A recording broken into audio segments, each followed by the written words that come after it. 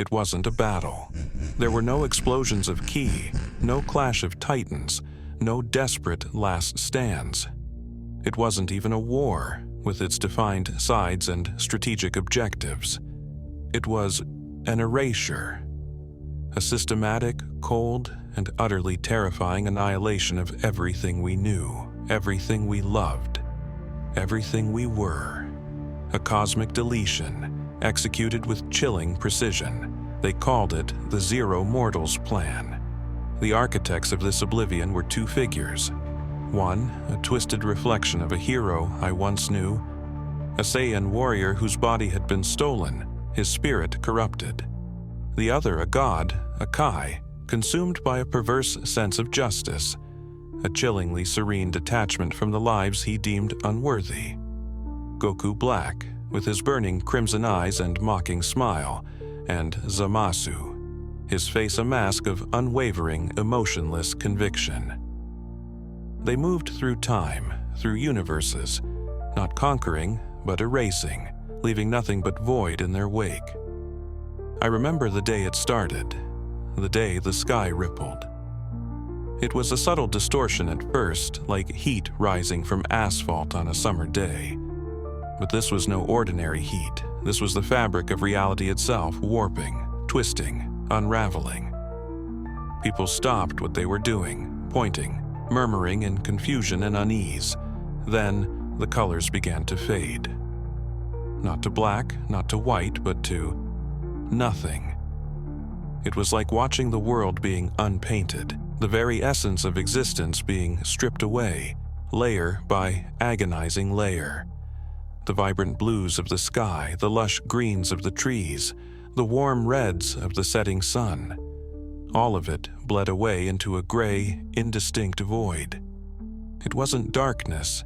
It was the absence of light, the absence of everything. Panic erupted. Screams filled the air as people realized that this wasn't some natural phenomenon, some cosmic event they could weather. This was the end. They ran, but there was nowhere to run. They hid, but there was nothing to hide from. They prayed, but the gods themselves were being erased, their temples crumbling into the same nothingness that was consuming everything else. I saw my family, my wife, my two beautiful children.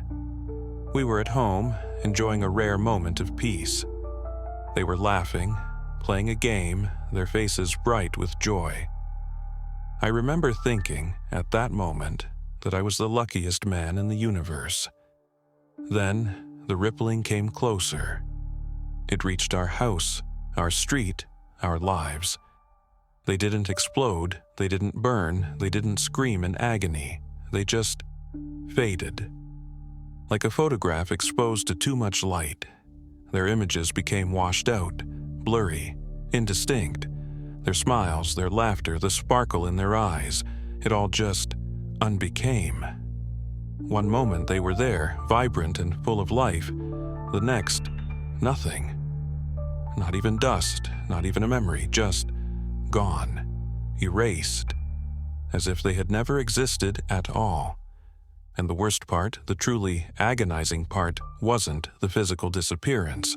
It was the unraveling. The feeling of your own memories, your own thoughts, your own self being pulled apart, thread by agonizing thread.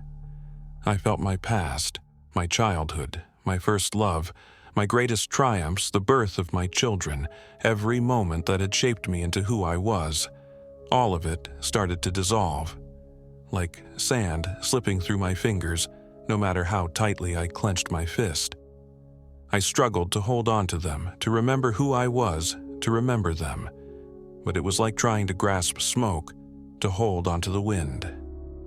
I felt my connection to the universe, to the flow of time, to the fabric of reality, severing.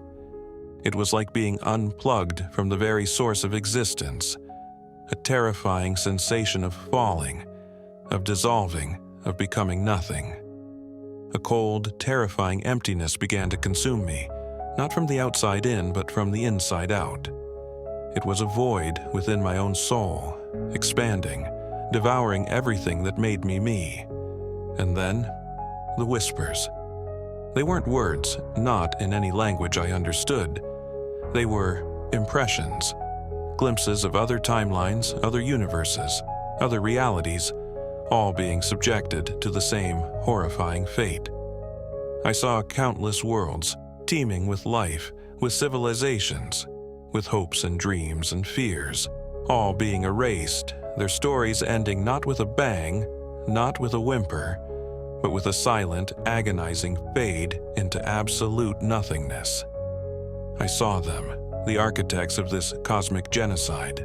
Goku Black, his eyes burning with a cold, righteous fire, a twisted mockery of the hero he once resembled. Zamasu, his expression a mask of serene, utterly terrifying detachment, a god playing with universes like a child with toys, discarding them when they no longer amused him. They were satisfied. They believed they were doing the right thing. They believed they were creating perfection, a universe purged of the chaos and imperfection of mortal life. In that moment, as my own existence flickered and threatened to extinguish, as my memories dissolved and my very being unraveled, I understood the true horror of their plan. It wasn't just about death. Death was a natural part of life, a transition, a return to the universe. This was something far worse.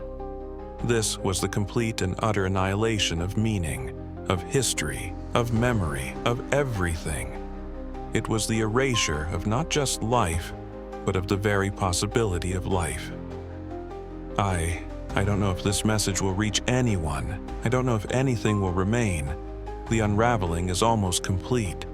My body is dissolving, my thoughts are fragmenting, my very soul is being erased. But if it does, if by some miracle, someone, somewhere, in some distant corner of reality that is yet to be touched by this cosmic horror is still out there, remember us. Remember the lives that were lived, the loves that were felt, the dreams that were dreamed. Remember the beauty, the joy, the sorrow, the pain, all of it. Remember what it means to be, because the void is coming. The message abruptly ends. Only the faint, chilling whisper of static remains, a testament to the absolute nothingness that has consumed everything.